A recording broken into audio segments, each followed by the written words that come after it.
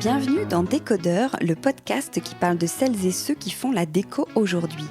Je m'appelle Hortense Leluc, je suis journaliste déco et à chaque nouvel épisode, j'invite à mon micro des pros de la déco.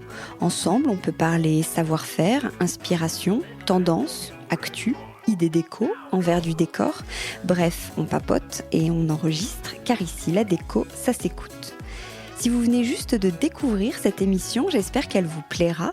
Sachez qu'il y a déjà plus de 80 épisodes enregistrés avec de nombreuses personnalités passionnantes et plein d'autres formats aussi sur des thématiques bien précises. Pour suivre tout ça en photo, vous avez Instagram, bien sûr, @décodeur. N'hésitez pas à vous abonner, à m'écrire, à partager, bref, à faire vivre ce podcast qui n'existerait pas sans votre fidélité. Allez, c'est parti. Bonjour à tous, aujourd'hui on va parler d'une marque que vous connaissez forcément mais que vous allez peut-être découvrir sous un autre angle, La Redoute Intérieure. La Redoute Intérieure, c'est le label déco de La Redoute qui a été créé il y a 10 ans.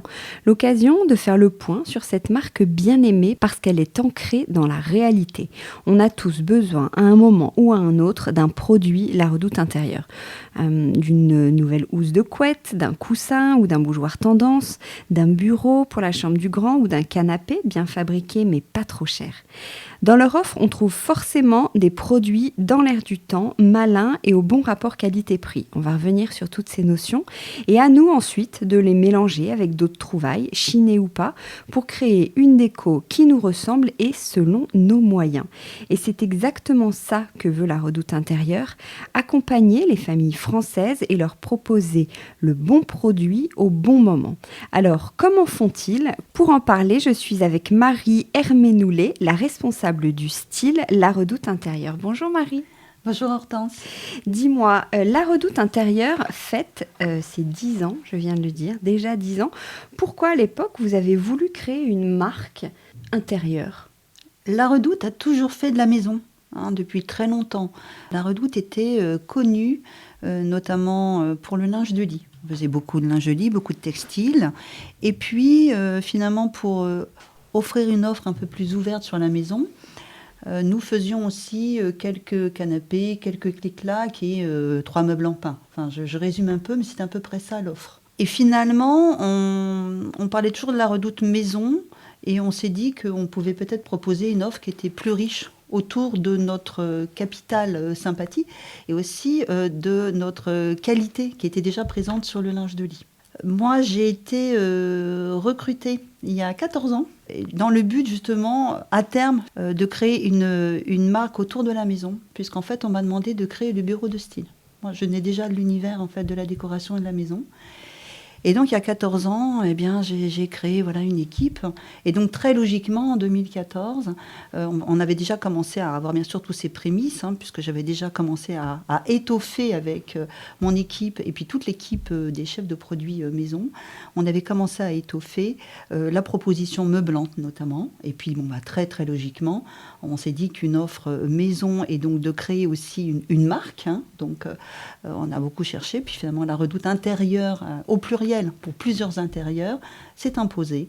Et donc voilà pourquoi on a créé cette marque. Oui, alors tu dis intérieur au pluriel parce que comment tu définirais le style La Redoute Intérieure ? Est-ce qu'il y a un style où justement j'ai l'impression que vous êtes multistyle ? Alors, je trouve que c'est bien Hortense que tu le notes, puisqu'en fait, à La Redoute, en effet, on est multistyle. Et c'est ce qui finalement crée notre style. On s'adresse à pas mal de typologies de clients. Ce qu'il faut retenir de La Redoute Intérieure, c'est on surfe sur un rapport style qualité-prix homogène.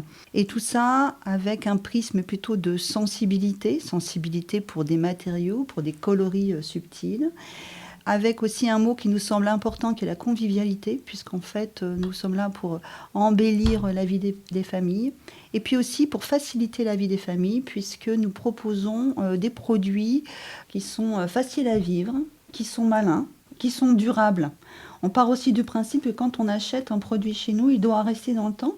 Finalement, c'est assez en lien aussi avec La Redoute, qui est une marque patrimoniale.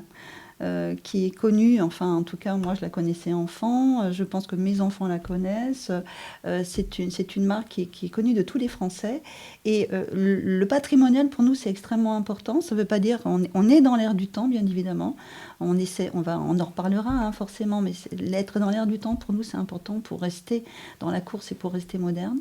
Pour autant, le fait de concevoir des produits qui sont durables, ça permet aussi de transmettre aux générations futures des meubles et des textiles de qualité, en fait, qui resteront dans la famille. Ouais, on peut aborder tout de suite ce sujet. C'est vrai que je disais dans l'intro, il y a quand même 3 piliers de la marque qui sont les produits tendance, les produits ingénieux et des produits au bon rapport qualité-prix. Donc si on revient sur là, tu parles un peu de la tendance. Comment vous faites pour être dans le coup, proposer pile la tendance du moment, mais tout en restant accessible ? Moi, j'ai la chance, en tout cas, nous, à la Redoute Intérieure, on a une chance immense, c'est que nous travaillons depuis très longtemps avec Elisabeth Le Riche. Moi, ça fait 14 ans que je suis à la Redoute, ça fait 14 ans que je travaille avec Elisabeth Le Riche, qui est, à mon avis, de loin, la personne la plus brillante, je trouve, en termes de détection de tendances. Oui, on peut peut-être rappeler ce qu'elle fait. En fait, elle a un bureau de tendance. Elle a un bureau de tendance, absolument. Elisabeth, elle a un bureau de tendance, elle a plusieurs clients. Elle travaille quand même 2 fois par an pour le salon Maison et Objets, où elle travaille, elle fait des forums absolument incroyables, très très très inspirants.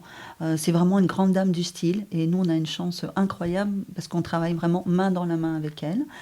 Elisabeth nous fournit tous les ans un book autour de nos styles et elle nous propose donc des histoires dans lesquelles on va retrouver des gammes de couleurs, un axe sociologique et puis des propositions visuelles aussi pour pouvoir nous accompagner pour le développement.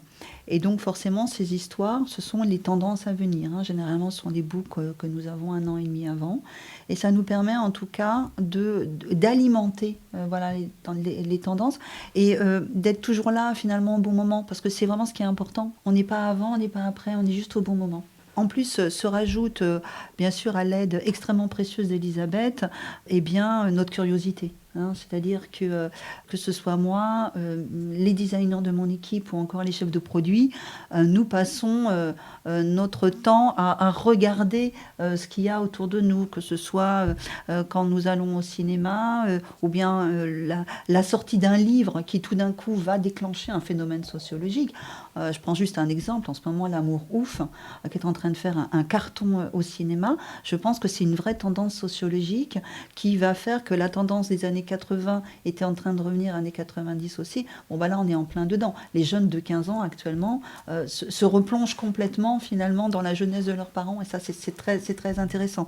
Voilà. Donc ça veut dire que ça va forcément alimenter des tendances aussi à venir. Voilà, je prends juste le cinéma comme exemple, mais toutes les expositions, tous les magazines, bien évidemment, qui parlent de décoration, nous intéressent. Moi, j'ai fait des tendances de mode et de maison pendant bon nombre d'années, donc je vois aussi très bien comment finalement récupérer une tendance et comment m'en servir, comment finalement nous la réapproprier, parce que tout le travail, il est là aussi.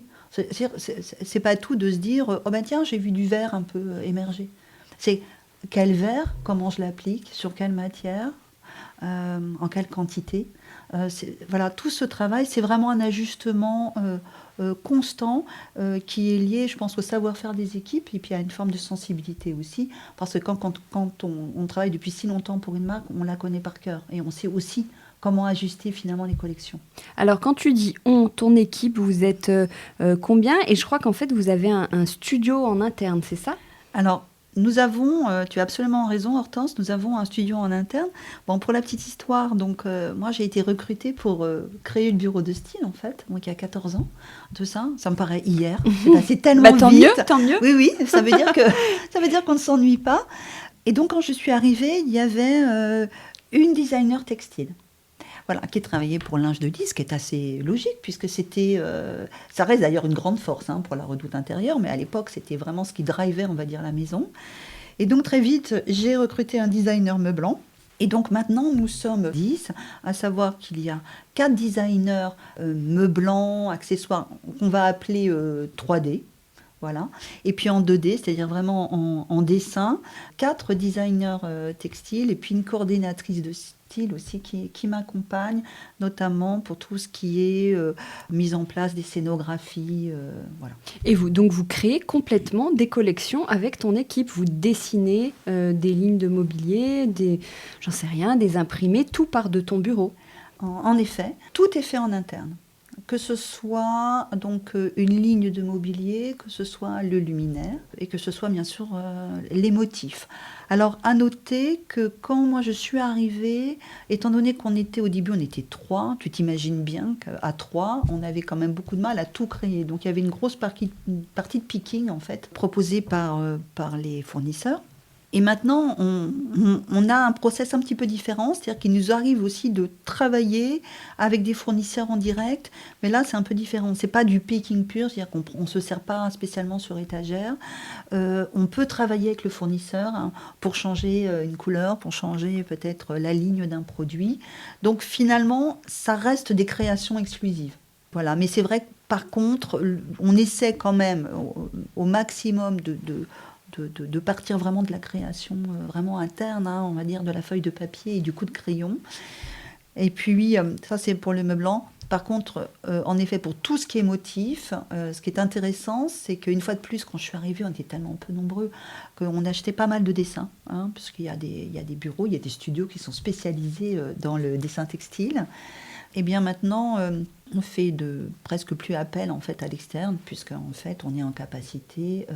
J'ai 4 designers textiles absolument extraordinaires, talentueuses, et qui font elles-mêmes tous les dessins, en sachant qu'on dit dessin textile, mais en fait tous les dessins qu'on peut retrouver, par exemple sur une ligne d'assiette, j'en sais rien, sur une chaise, sur un tapis, sur un luminaire enfant, sur la décoration murale, eh bien tous ces dessins sont faits en interne. Il faut combien de temps pour créer tout ça? Tu vois, tu parlais du verre, par exemple. Tu te dis, tiens, il y a le verre et je vais en parsemer, j'en sais rien, sur les textiles, Comment tu travailles? Alors, comment on travaille? Donc, je te parlais d'Elisabeth, qui nous fournit donc un cahier de tendance 1 an et demi avant la sortie effective des produits, en fait, sur notre site. Et on réfléchit, par exemple, là on est sur l'automne-hiver 2024, eh bien nous avons eu ces cahiers de tendance en mars 2023. Okay. Donc on travaille en workshop, donc en réunion, avec les designers, les chefs de produits, les responsables d'offres, par catégorie. Par exemple, ça va être sur les séjours, ça va être sur le salon, etc. Pour pouvoir préparer ces réunions, les chefs de produits donnent aux designers leurs intentions de collection. Nous n'avons pas suffisamment de table basse, ou bien au contraire, on en avait trop et je voudrais en supprimer, je ne sais pas, 30%, il faudrait que je renouvelle de 10%. Voilà, on est un peu sur ces espèces de sauces. Et donc les designers travaillent de leur côté. Et puis, on fait donc des workshops où là, toutes les idées sont confrontées. Et elles sont alors soit récusées, soit au contraire validées. Et à partir du moment où une idée est validée, les designers vont travailler sur leur plan. Ils vont faire des dossiers techniques qui vont être pris en compte et validés par la qualité, puis envoyés à 1, 2, 3 fournisseurs, tout dépend finalement du produit. Et on va attendre le retour des prototypes. Il y a un premier prototype, il y a un deuxième prototype, selon la difficulté ou non à rendre le produit viable. Et une fois qu'on a acté le prototype, les commandes sont passées.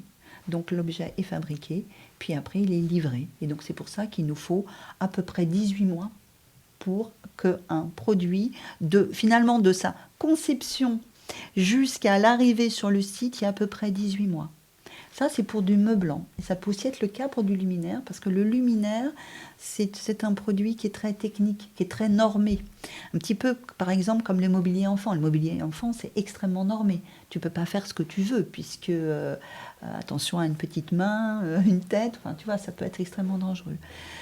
Après, il y a des produits qui mettent un petit peu moins de temps à être réalisés, même sur du meublant.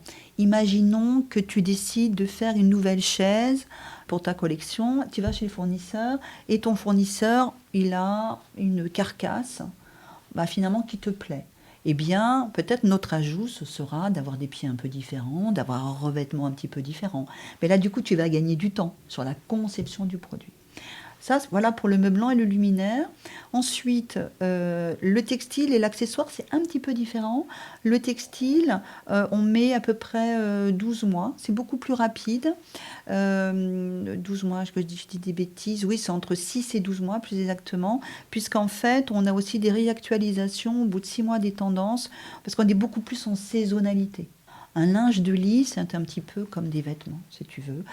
Tu as envie d'en changer. L'été, tu n'as pas du tout envie d'avoir le même drap de lit que l'hiver. Tu vois, les matériaux ne sont pas du tout les mêmes. Donc, on a des vraies saisonnalités. Pourquoi aussi c'est plus rapide? Parce que une housse de couette, c'est standard. Les coutures sont les mêmes. Tu vois, tu n'as pas une recherche d'assemblage à faire particulier, en fait. J'en reviens à ce que tu disais au tout début, là, de ce que tu viens de nous dire sur ces conversations qu'il y a entre je sais pas comment on dit, les commerciaux, plutôt les chefs de produits, et toi, le style. J'imagine qu'il y a quand même tout un ping-pong, parce que la Redoute, c'est quand même une grosse machine. Donc, est-ce qu'il y a beaucoup d'échanges? J'imagine que toi, en style, tu peux te dire, ah, je veux défendre ce produit, cette couleur, et qu'en fait, ce soit mal reçu en face parce qu'ils se disent que ça va pas se vendre, et inversement, qu'ils aient besoin de choses auxquelles toi, tu te dis non, franchement, c'est old, par exemple. Alors, ça me fait rire parce que je pense que c'est le sujet dans plein d'entreprises, tu vois. Moi, faire du ping-pong, ça ne me gêne pas du tout. Au contraire, je trouve ça même très sain. Ce qui ne va pas, c'est quand tu tapes dans un mur et que tu n'as pas de rebond. Et ça, c'est le problème d'entreprises que moi, j'ai connu dans le passé, où finalement, le style, et les stylistes particulièrement, sont traités de femmes, d'ailleurs souvent ce sont des femmes, un peu évaporées, non commerciales, enfin non commerçants plus exactement. Et moi, j'ai pu le vivre ça. Alors, je dois souligner que moi, je ne suis pas du tout comme ça. Moi, je suis une vraie commerçante et que je pense que si j'ai fait ce travail et si je travaille pour des marques, c'est justement pour me mettre au service des marques. Sinon, je me serais mise à mon compte ou j'aurais été artiste, hein, tout simplement. Voilà, j'aurais fait ma propre création. Alors que, voilà, pourquoi est-ce que finalement, moi, je travaille pour des marques et notamment une marque de grande distribution? Parce que justement, moi, je trouve que le beau, l'esthétisme, la tendance, elle doit être ouverte à tous. Et d'ailleurs, c'est pour ça que excuse-moi, je fais un peu des digressions, mais Non, c'est hyper intéressant. Voilà, c'est pour essayer de comprendre, c'est que, tu vois, moi j'ai fait des tendances de mode et de maison pendant 8 ans. Et dans le fond, j'avais vraiment besoin de revenir au produit. Parce que c'est super de faire des tendances. Tu les fais 1 an et demi, 2 ans avant, et puis tu sais plus ce que ça devient. Après, tu vas dans les boutiques, tu dis ah tiens ils l'ont appliqué, pas appliqué, qu'importe. Mais tout d'un coup, tu n'es plus décisionnaire de rien. Et donc moi, je suis plutôt une terrienne et j'ai besoin de travailler du produit. Et j'ai besoin de travailler du produit pour le plus grand nombre. Moi, c'est vraiment ma satisfaction. Il s'avère qu'à la Redoute, au début, ça a été un peu compliqué. C'est vrai, quand je suis arrivée, ils n'étaient pas du tout habitués à travailler avec une direction style, avec quelqu'un comme moi ou un designer qui leur disait écoutez, cette année, ça va être le rouge et il faudra faire du rouge, alors qu'ils vendaient que du gris. J'ai eu quelques années un peu terribles, je l'avoue. Et puis, petit à petit, il y a eu des personnes très intelligentes, je dois le souligner, dans les équipes produits qui se sont dit après tout, qu'est-ce qu'on perd ? Finalement, si je dois lancer 10 canapés et que j'en fais un en jaune parce qu'elle me demande de le faire, quel risque finalement je prends? Ça va être uniquement de la commande. C'est un bout de tissu que je dois commander. Finalement, le jaune, il a pris. Alors mince, si le jaune y prend, peut-être... Et du coup, un autre chef de produit s'est dit, finalement, elle ne dit pas que des bêtises. Et au fur et à mesure, je dirais que les chefs de produits ont fait de plus en plus confiance au style et inversement. Parce que forcément, si en face de vous, vous avez des commerciaux qui, de toute façon, passent leur temps à vous dire, de toute façon, toi, tu es complètement évaporé, tu veux pas vendre... Enfin, forcément, c'est assez délétère, en fait, sur la confiance qu'on peut avoir en soi. Et ce qui est formidable, c'est que, on a des commerciaux, des chefs de produits, des lead offers, une responsable, une directrice de la Redoute intérieure, qui sont des personnes absolument incroyables, qui non seulement nous font confiance. Pourquoi elles nous font confiance aussi? Parce qu'on a déjà prouvé par le passé que finalement, on avait réussi à créer cette marque ensemble et qu'elle marchait, voilà, commercialement. Et en plus, ce sont des gens qui ont vraiment l'amour du produit. C'est-à-dire que moi, on m'avait toujours dit, ah, de toute façon, vendre des coussins, c'est comme vendre des petits pois, c'est la même dynamique commerciale. Oui, on peut tout vendre si on veut. Un bon commerçant, il peut vendre des chaussures à un cul-de-jatte, on l'a toujours dit. Mais ça, c'est pas le sujet. On parle de décoration, on parle de bien-être, on parle de cocon, on parle de beauté, d'esthétisme. Donc tout d'un coup, non, je ne suis pas d'accord. Je ne pense pas qu'on puisse vendre de la même manière des coussins et des petits pois.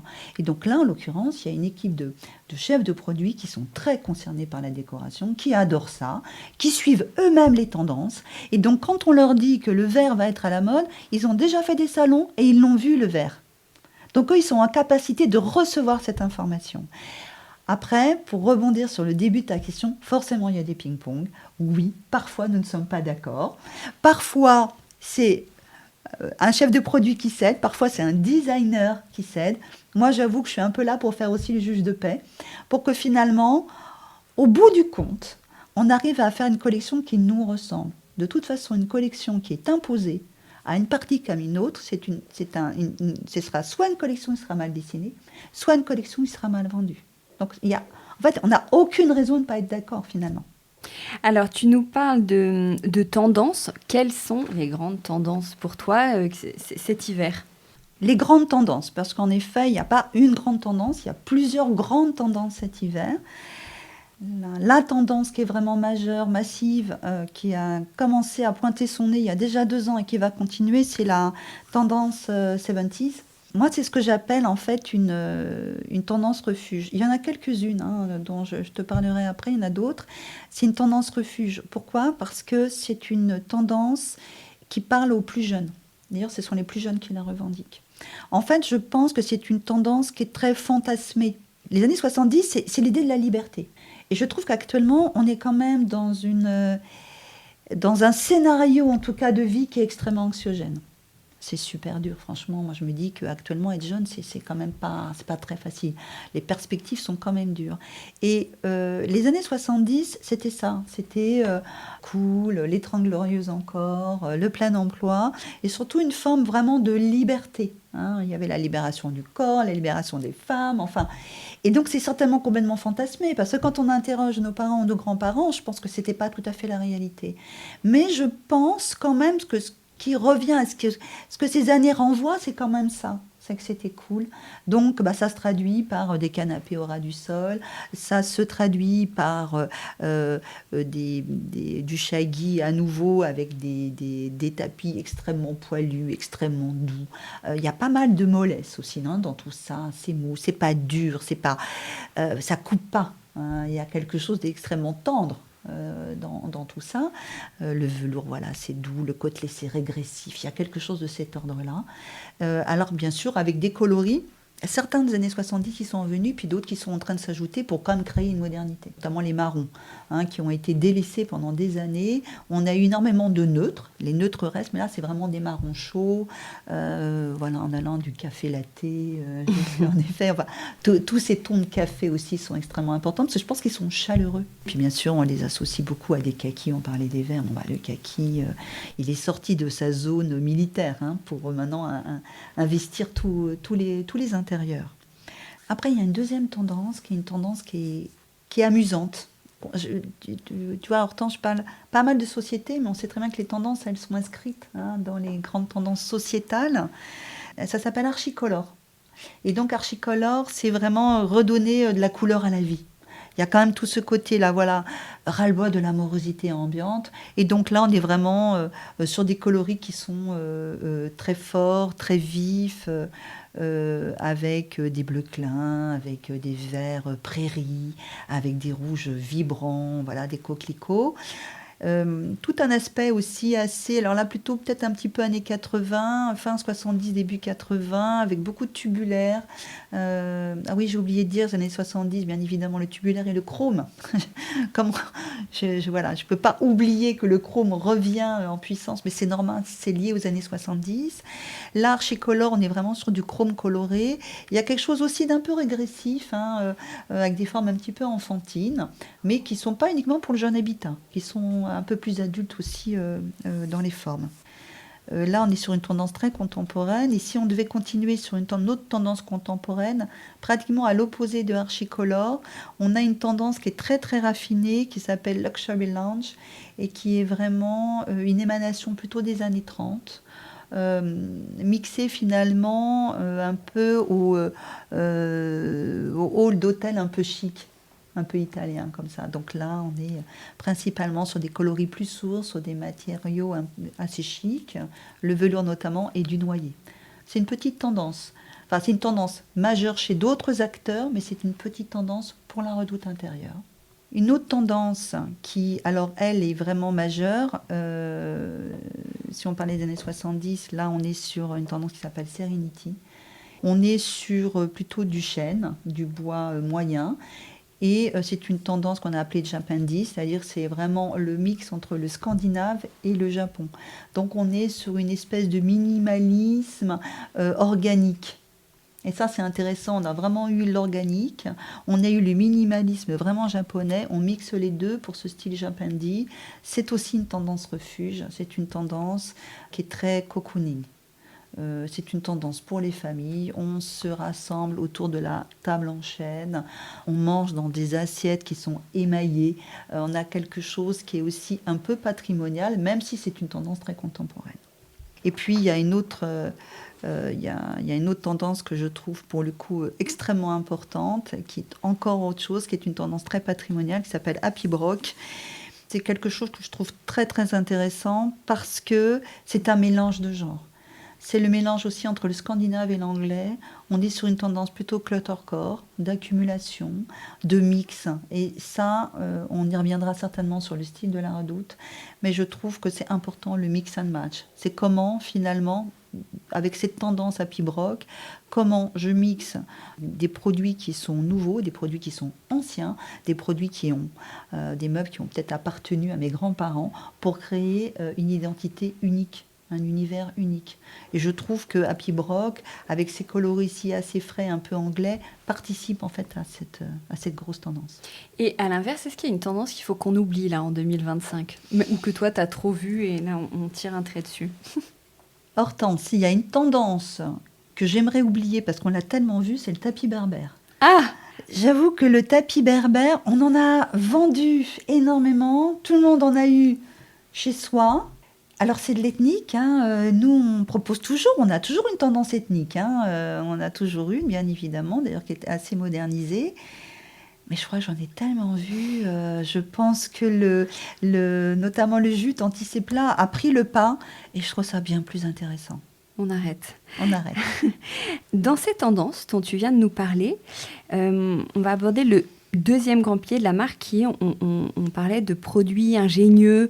Tu vois, vous avez plein de bureaux pour les petits espaces, du mobilier modulable, double fonction, etc. Pour vous, c'est important d'avoir, toi, quand tu travailles, toujours cette notion de pratique. Hortense, tu parles de praticité. Je pense que c'est dans l'ADN de la Redoute. On a une mission, c'est d'embellir la vie des Français, mais aussi de leur rendre la vie la plus pratique possible.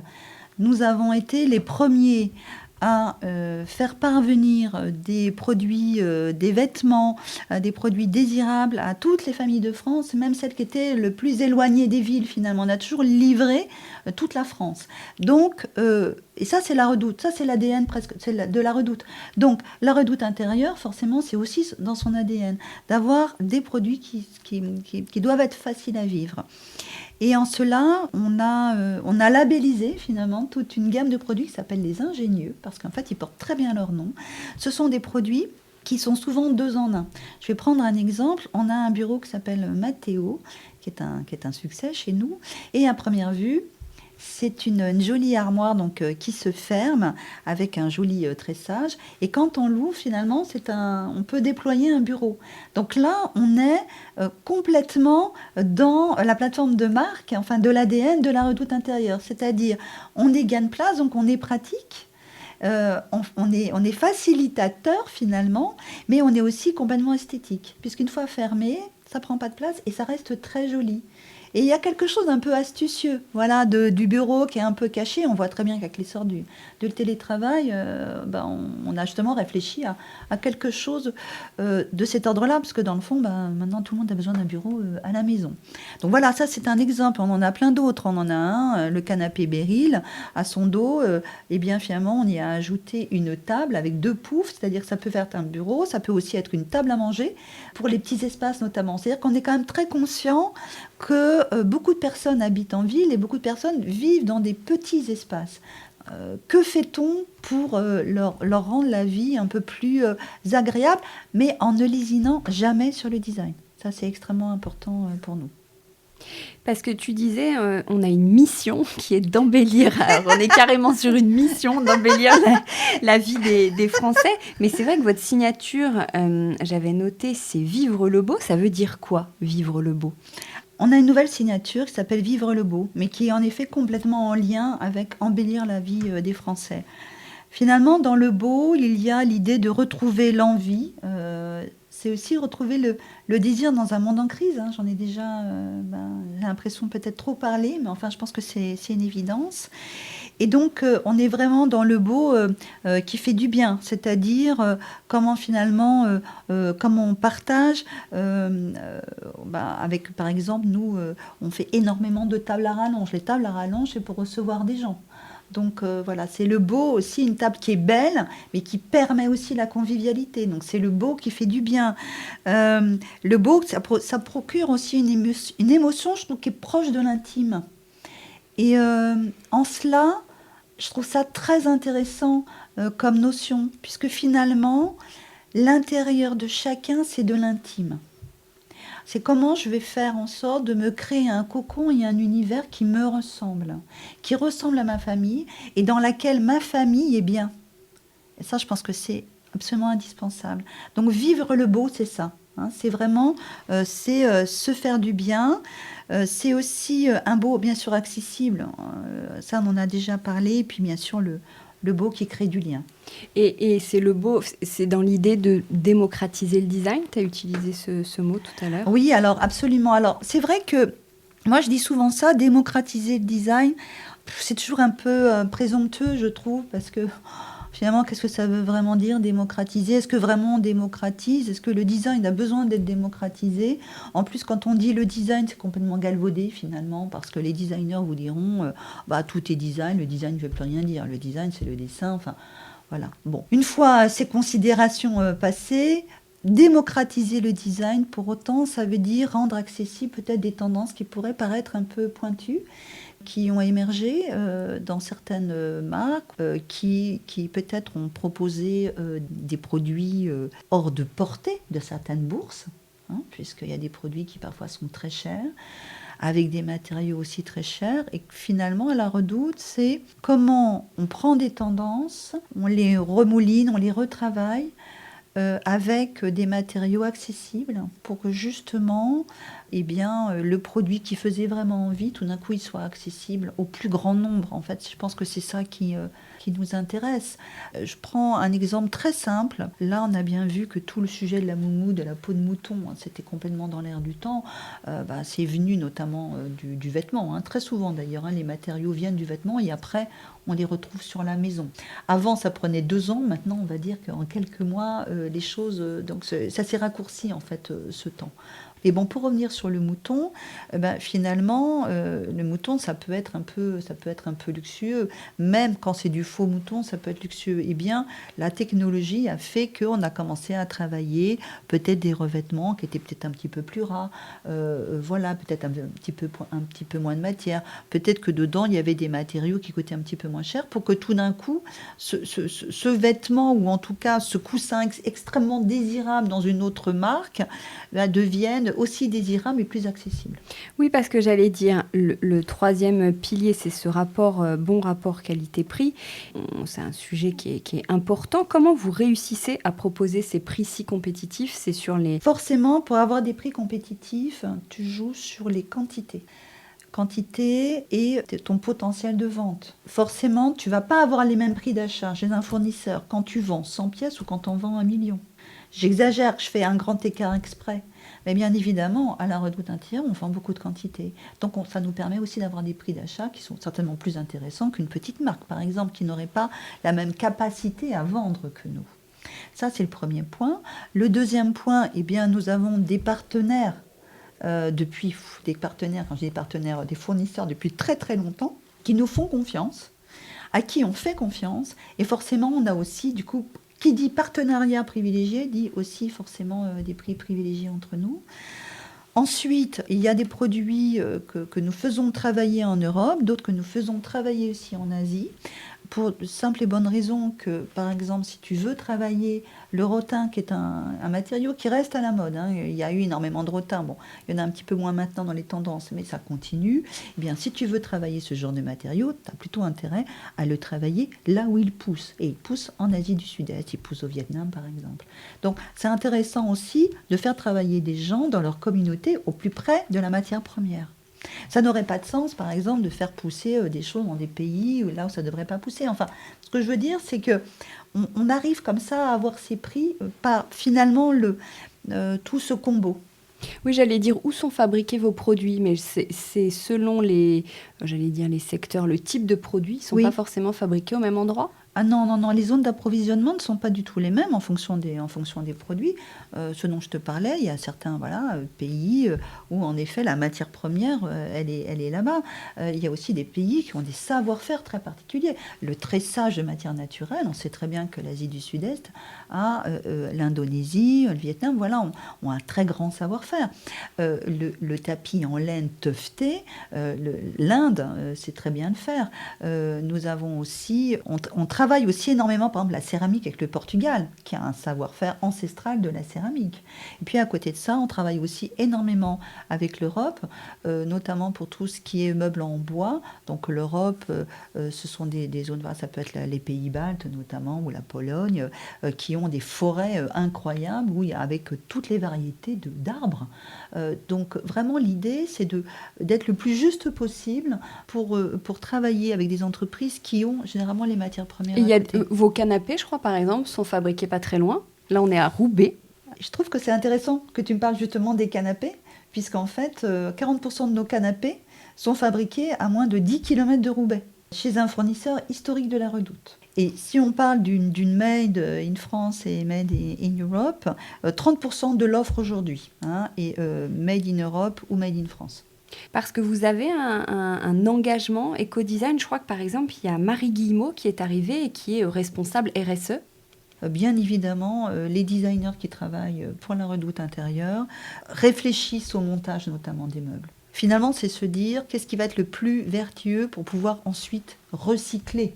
Parce qu'il y a tout dans l'éco-conception, il y a aussi toute l'idée du recyclage derrière. C'est comment demain mon meuble peut être recyclé, peut être transformé. On sait très bien qu'il y a une filière qui est plutôt très vertueuse, notamment sur le textile. Sur le meublant, c'est encore un petit peu différent, selon les colles qui ont été mises pour assembler les différentes pièces. Selon le fait que par exemple, tu ne peux pas recycler quelque chose qui est en bois et en métal. Parce qu'actuellement, on n'a pas encore trouvé la façon de dissocier tout ça. On y arrivera, mais ce que je veux dire, c'est que du coup, ça impacte beaucoup la réflexion finalement du design. L'idée étant de pouvoir bien les recycler, mais l'idée étant aussi que ce soit le plus durable possible. J'en parlais tout à l'heure, nous sommes une marque patrimoniale, donc on doit aussi être en mesure de léguer aux générations futures des produits qui ont été conçus à la Redoute intérieure. Alors tu me diras, c'est un petit peu antinomique, parce que du coup, ça veut dire que si on garde son produit, on n'en rachète pas d'autres. Mais moi, je crois que c'est très vertueux de proposer des produits qui durent. Ça ne veut pas dire que tu ne vas pas te racheter d'autres choses. Mais je pense que c'est important, en tout cas, actuellement, de réfléchir à tous ces points d'éco-responsabilité et d'éco-conception. Donc il y a un gros travail qui est fait chez vous. Vous êtes en chemin vers cette transition écologique. On y est, et puis on a de plus en plus de produits FSC. On va arriver à une certification de nos bois outdoor en 2025 à 100% de tous nos bois FSC. On a déjà le label Ecotex sur tous nos textiles. Non, on est déjà plus que... Voilà, on avance, puisque l'idée, c'est aussi de s'améliorer. On est en chemin sur certains sujets, mais on est déjà bien avancé.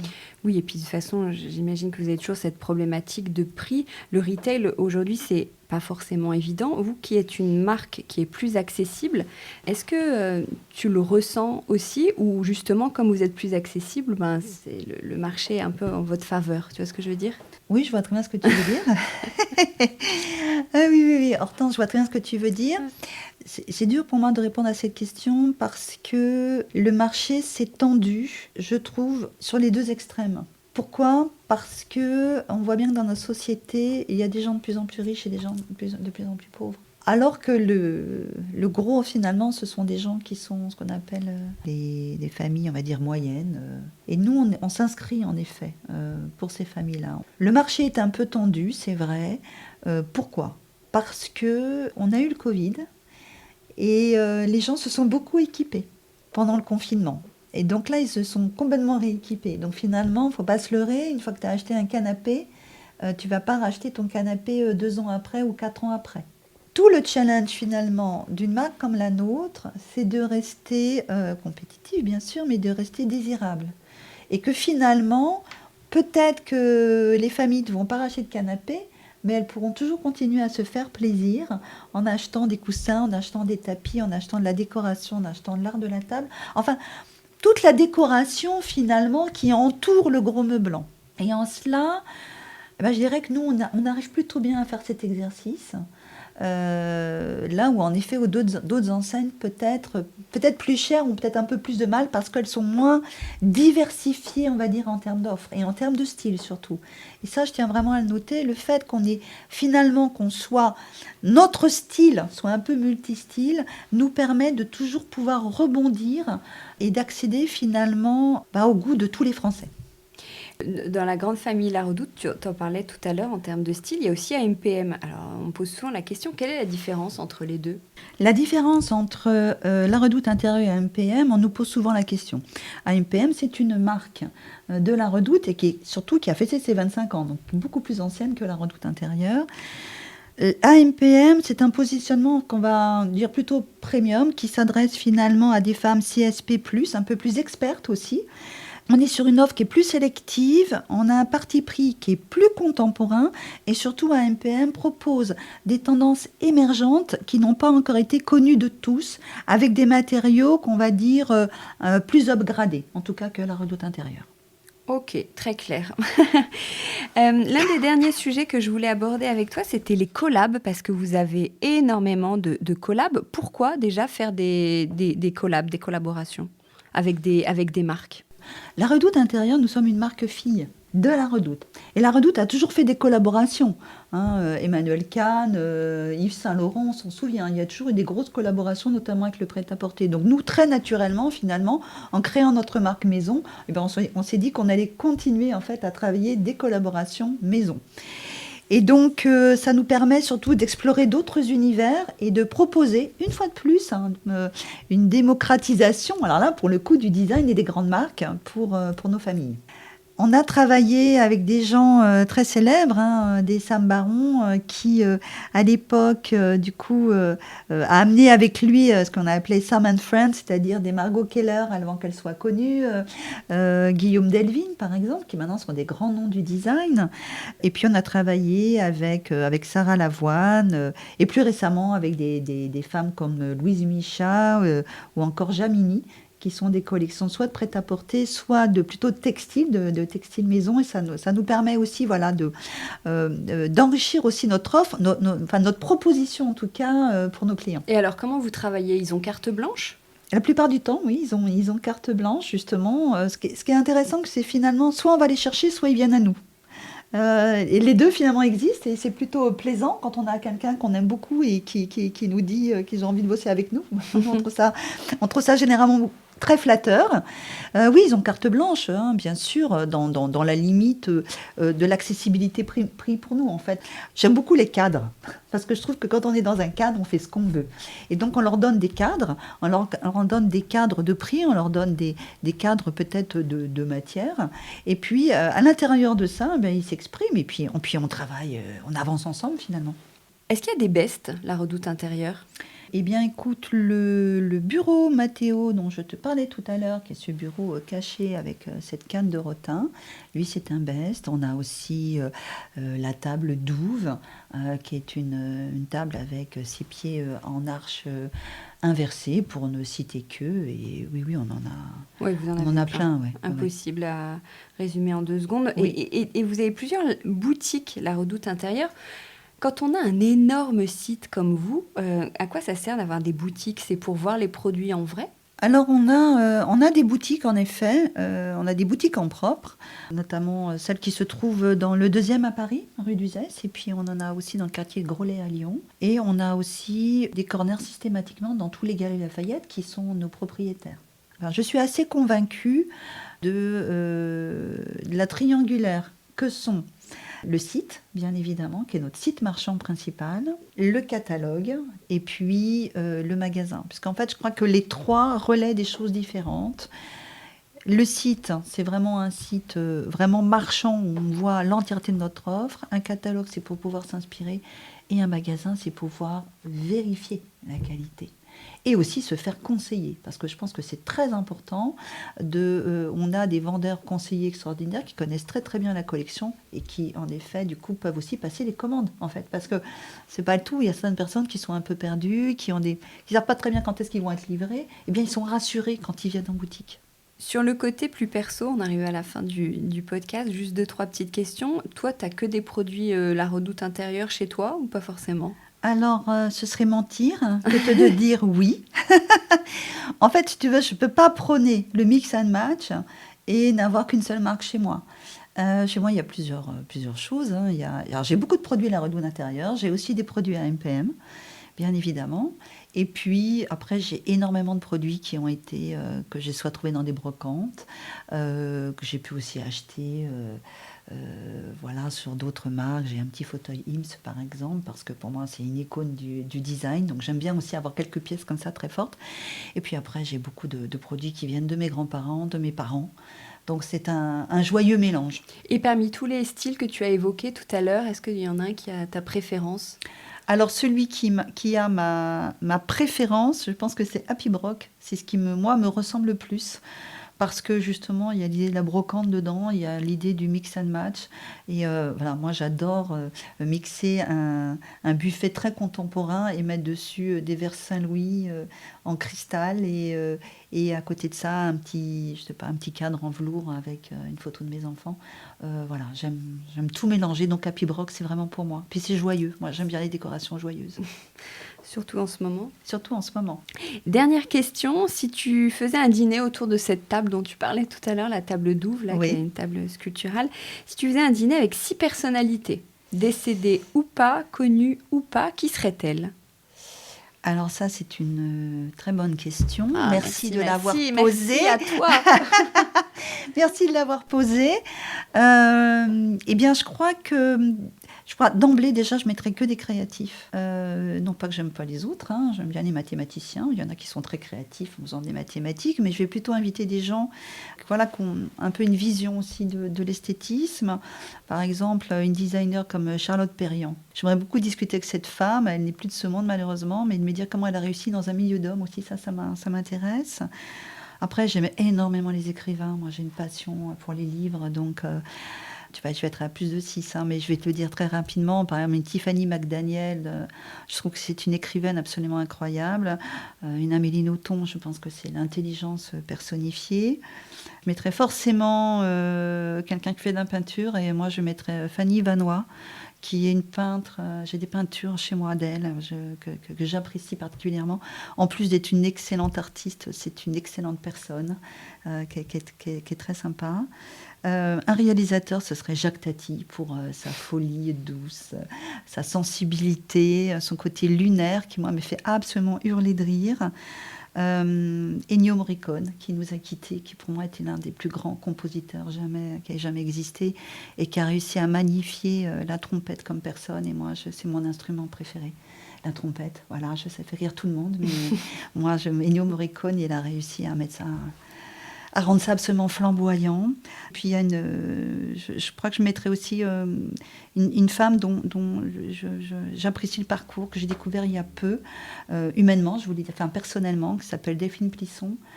J'adore son univers, j'adore ce qu'elle a fait avec sa marque. Et en plus, elle est extrêmement drôle, mais vraiment très très drôle. Donc ça veut dire que je serai sûre de rire. Et pour être encore plus sûre de rire, je crois que j'inviterai aussi Florence Foresti, parce que je pense que c'est l'humoriste là. Elle me fait, tout ce qu'elle fait me fait mourir de rire. Et donc voilà, je pense que ce serait un dîner assez joyeux et assez créatif. T'as du monde à ton dîner, vous êtes combien là? On est un peu trop nombreux. Non, on est plus que 6, mais je pense que c'était important. Si j'avais toutes ces personnes-là, je pense qu'on pourrait parler peinture, on pourrait parler musique, on pourrait parler oui, ce serait un dîner qui te ressemble. Voilà. Génial. Merci beaucoup Marie pour cet échange. C'est toujours trop sympa de discuter avec toi. Merci pour tout ce que tu partages. Merci Hortense, c'était un plaisir aussi. Ciao. Décodeur, c'est terminé pour aujourd'hui. Merci beaucoup d'avoir écouté en entier. Si vous avez aimé, n'oubliez surtout pas de vous abonner à cette émission pour ne pas rater les prochains épisodes. Bien sûr, vous pouvez aussi le partager sur Facebook, Twitter, LinkedIn ou en story Instagram par exemple. Ça permet de le faire connaître à vos proches. Je suis Hortense Luluc et vous pouvez me retrouver sous le pseudo Hortense Déco ou via le compte Décodeur Podcast sur Instagram. Et si jamais vous écoutez sur iPhone via l'application Apple Podcast, vous pouvez aussi me laisser un commentaire, rubrique classement et avis, parce que plus j'ai de commentaires, plus Décodeur se démarque dans la jungle des podcasts, ce qui est très important pour moi, pour me faire connaître encore plus largement et faire découvrir le monde de la déco au plus grand nombre. Voilà, merci et à très bientôt alors, ici ou ailleurs.